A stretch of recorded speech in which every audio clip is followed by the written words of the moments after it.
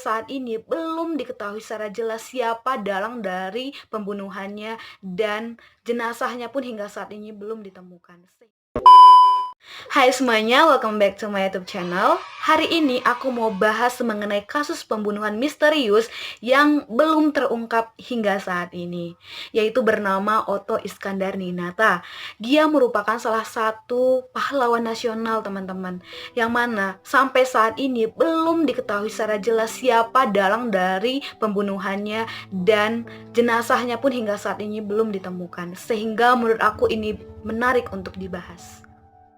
Raden Otto Iskandar Dinata merupakan salah satu pahlawan nasional yang dikenal sebagai sosok yang sangat berani melawan penjajah Belanda pada saat itu, yang membuat bangsa Indonesia sangat menderita. Ia lahir pada tanggal 1897 di Bandung. Ia memiliki ayah bernama Raden Haji Rahmat dan berprofesi sebagai kepala desa, dan ibunya bernama Raden Siti Hadijah. Dan ia menikah dengan seorang perempuan bernama Sukirah dan memiliki 12 orang anak. Banyak juga ya. Sejak masa mudanya, Otto Iskandar Dinata dikenal sebagai anak yang sangat cerdas, berani, dan suka mengkritik sistem yang ada di sekolahnya. Tetapi ia tetap menunjukkan prestasinya. Dan sejak masa mudanya juga dia suka membaca tulisan-tulisan dari Douwe Dekker yang mengungkapkan bagaimana kekejaman-kekejaman bangsa Belanda yang dilakukan terhadap rakyat Indonesia. Dan hal itu membuatnya semakin geram terhadap pemerintahan Belanda pada saat itu, teman-teman. Setelah Otto Iskandar Dinata menamatkan seluruh pendidikannya, ia kemudian berkarir sebagai guru. Dia menjadi guru di Banjarnegara, Jawa Tengah, kemudian ia dipindahkan ke Pekalongan, Jawa Tengah. Akan tetapi, selain sebagai guru, ia juga aktif berorganisasi. Ia kemudian masuk ke organisasi bernama Budi Utomo. Di Budi Utomo, ia kemudian diangkat dan menjabat sebagai Dewan Kota Pekalongan.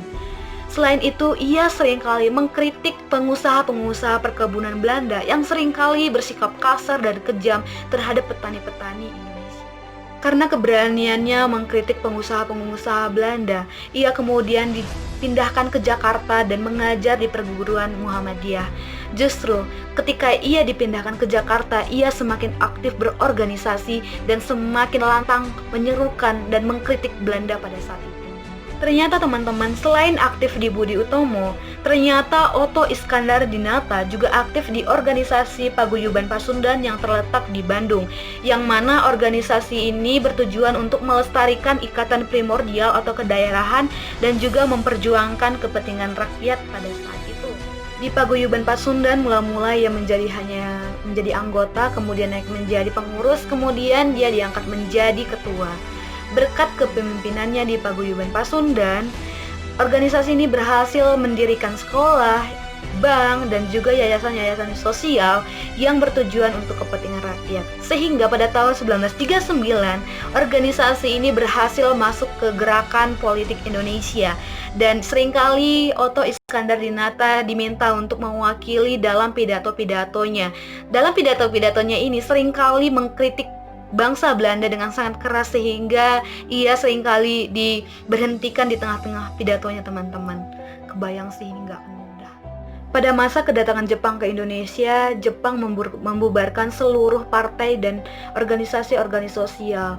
Dan pada saat itu berhentilah aktivitas keorganisasian Otto Iskandar Dinata.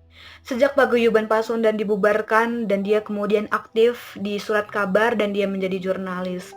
Kemudian pada saat itu ia bergabung di Putra atau Pusat Tenaga Rakyat. Dia juga bergabung di Jawa Hokokai atau dikenal sebagai Badan Kebaktian Jawa, dan dia bergabung menjadi anggota Chou Sangiin atau ini dikenal sebagai DPR buatan Jepang. Itu Otto Iskandar Dinata ternyata pernah menjadi anggota BPUPKI dan menjadi anggota PPKI, dan dia juga ikut serta dalam menyusun naskah Undang-Undang Dasar 1945, dan juga pada saat pasca kemerdekaan Republik Indonesia dia dipilih menjadi Menteri Negara Republik Indonesia pada Kabinet pertama Republik Indonesia, teman-teman. 2 bulan kemudian ia diculik oleh seorang laskar hitam yang bermarkas di Tangerang, teman-teman, dan dia diculik dan juga dibunuh di pantai yang bernama Pantai Mau. Versi lain kronologi dari kematian Otto Iskandardinata ini diungkapkan oleh Delip Yahya dalam bukunya The Untold Stories yang diterbitkan pada tahun 2017. Lip ini menyusuri catatan sidang pengadilan Otto Iskandardinata dan menemukan Mutitaba dan kawan-kawan yang merupakan anggota dari Laskar Hitam dan menjadi terdakwa dalam kasus pembunuhan Otto Iskandardinata ini, teman-teman. Menurut Lip, anggota Laskar Hitam ini termakan desas-desus bahwa Otto Iskandardinata merupakan mata-mata dari Belanda dan juga agen dari Nietzsche. Otto Iskandardinata juga difitnah menjual Bandung kepada Belanda seharga 1 juta gulden, dan dia juga diserang fitnah bahwa dia tidak setia kepada Republik Indonesia. Dan Lip juga mengatakan bahwa ada tokoh lain yang berkuasa yang memerintahkan Laskar Hitam untuk membunuh Otto Iskandardinata. Dan ya kita nggak tahu ya siapa sebenarnya pembunuhnya dan apa motifnya. Pembunuhan Otto Iskandardinata ini ditetapkan sebagai kasus yang misterius karena siapa pembunuhnya belum terungkap sampai sekarang, teman-teman, apa motif pembunuhnya dan siapa dalang dari pembunuhan ini. Dan jenazahnya pun sampai sekarang belum ditemukan, teman-teman. Ada versi lain mengatakan bahwa jenazahnya sudah dibuang ke laut dan banyak lagi versi-versi yang dinyatakan di berbagai artikel. Oke teman-teman, sampai sini aja videoku saat ini. Semoga bermanfaat dan menambah wawasan kalian. Dan see you in my next video. Bye-bye.